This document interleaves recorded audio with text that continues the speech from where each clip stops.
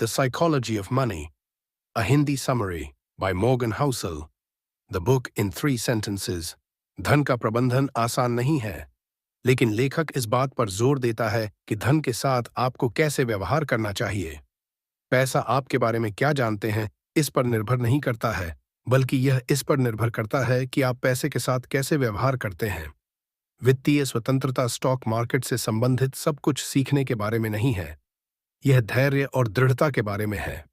इस पुस्तक में मॉर्गन हाउसेल हमें प्रमुख व्यवहार पैटर्न के माध्यम से ले जाते हैं जिन्हें हमें अपनाना चाहिए यदि हम अपने नकदी प्रवाह के साथ अच्छे बनना चाहते हैं, ताकि हम अंततः वित्तीय साक्षरता विकसित कर सकें।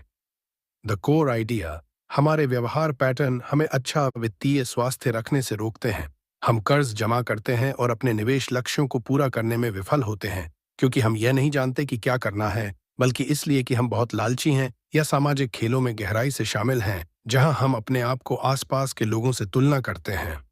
अपने पैसे के साथ बेहतर और समझदार बनने के लिए आपको नई निवेश रणनीतियों का अध्ययन करने की आवश्यकता नहीं है। आपको यह जांचना होगा कि आप अपने पैसे के साथ कैसे व्यवहार करते हैं और समायोजन करते हैं। हाइलाइट्स, रोजाना अपने पैसे के साथ व्यवहार को समायोजित करना अपनी निवेश रणनीति को समायोजित करने से कहीं अधिक महत्वपूर्ण है। केवल धनी बनने का प्रयास न करें, यह भी जानें कि धनी कैसे रहें। जो कुछ भी टूट सकता है वह टूट जाएगा। ऐसी योजनाएं बनाएं जो आपको तब मदद करेंगी जब आपकी योजनाएं योजना के अनुसार नहीं चल रही हों। द साइकोलॉजी ऑफ मनी से 5 प्रमुख सबक। सबक नंबर 1, विशिष्ट सफल व्यक्तियों का अनुकरण न करें। व्यापक पैटर्न अपनाएं। यदि आप सुनिश्चित नहीं हैं कि अपने पैसे का प्रबंधन कैसे करें, तो आप वही करेंगे जो दुनिया में हर कोई कर रहा है। आप देखेंगे कि सबसे अमीर लोग अपने पैसे का कैसे उपयोग कर रहे हैं। आप बड़े कवर देखेंगे। प्रसिद्ध साइटों की जांच करें। समाचारों में कवर की गई कहानियों को पचाएं। दुखद बात यह है कि यह 2 मुख्य कारणों से बहुत अच्छी रणनीति नहीं है।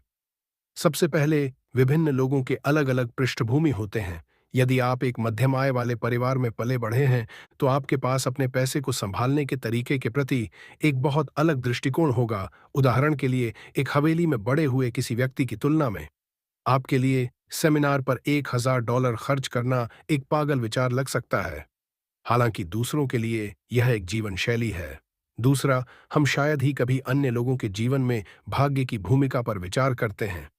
जैसा कि लेखक लिखते हैं, निडर और लापरवाह के बीच की रेखा पतली हो सकती है। कभी-कभी कंपनी को एक बड़ी कंपनी में बदलना उन घटनाओं के कारण हो सकता है जिनका आप अनुमान नहीं लगा सकते हैं और न ही माप सकते हैं, या दूसरे शब्दों में, भाग्यशाली हो गए। ये 2 बिंदु हमारे लिए कैसे अनुवाद करते हैं? अत्यधिक सफल लोगों पर ध्यान न दें और उनके हर कदम का अनुकरण करने की कोशिश न करें। अधिकांश स्थितियों में उनकी प्रसिद्धि और महानता शुद्ध भाग्य है, ऐसा कुछ जिसे आप अनुकरण नहीं कर सकते, या कुछ ऐसा जो उनके सामाजिक घेरे के कारण होता है, ऐसा कुछ जो कई चीजों पर निर्भर करता है। सामान्य व्यवहार पैटर्न पर ध्यान दें जो अधिकांश लोगों में मौजूद हैं। धैर्य और आत्मनियंत्रण जैसी चीजें, या दूसरे शब्दों में, सभी सफलता कड़ी मेहनत के कारण नहीं होती है। इसके अलावा सफलता हमेशा आलस्य से संबंधित नहीं होती है। इसमें बहुत सारे कारक शामिल हैं, बहुत सारे चलते फिरते टुकड़े हैं जिन्हें मापना मुश्किल है।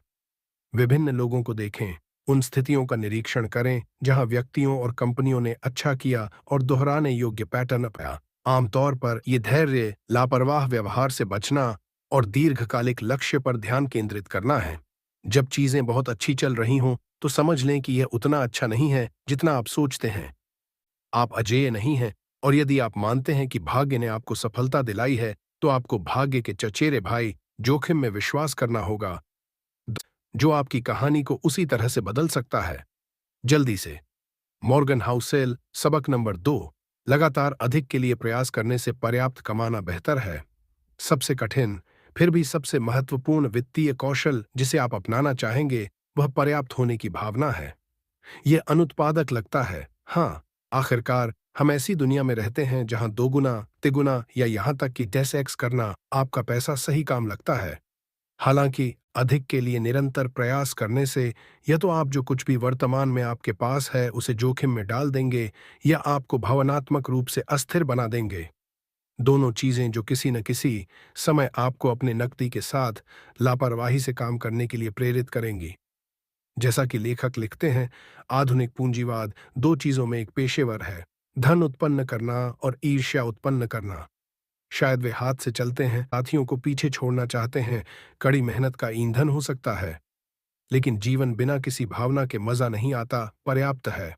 खुशी, जैसा कि कहा जाता है, केवल परिणाम माइनस अपेक्षाएं हैं। जितना ऊंचा आप सामाजिक पदानुक्रम में उठेंगे, आपके लक्ष्य उतने ही बड़े होंगे। और दुखद बात यह है कि आप अपने आप को अपने आसपास के लोगों से बेहतर दिखाना चाहेंगे। उदाहरण के लिए, आप एक बड़ा घर खरीदने या अधिक महंगी कार लेने के बारे में सोचना शुरू कर देंगे, या दूसरे शब्दों में, दूसरों को यह संकेत देना चाहेंगे कि आप भी अमीर हैं। हालांकि लोगों के धन के साथ बराबरी करने की कोशिश करना एक ऐसा खेल है जिसे आप कभी नहीं जीत पाएंगे। हमेशा कोई न कोई ऐसा होगा जिसके पास आपके पास से अधिक है, कोई ऐसा जिसकी उपस्थिति आपको ऐसा महसूस कराएगी कि आप पैसा कमा रहे हैं। तो आप इसे कैसे करते हैं? आइए देखें कि एक लास वेगास डीलर ने लास वेगास में सबसे अधिक कैसे कमाए के प्रश्न का उत्तर क्या दिया।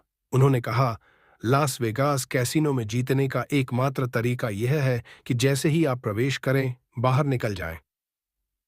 इसी तरह कमरे में सबसे अमीर व्यक्ति कौन है का खेल जीतने का एकमात्र तरीका यह है कि आप बस यह सुनिश्चित करें कि आप खेल नहीं खेल रहे हैं।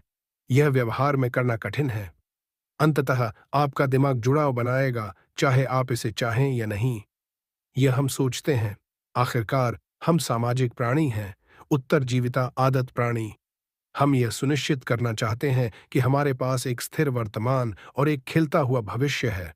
हम मायने रखना चाहते हैं, लेकिन इससे भी महत्वपूर्ण बात यह है कि हम चाहते हैं कि दूसरे हमें महत्वपूर्ण लोगों के रूप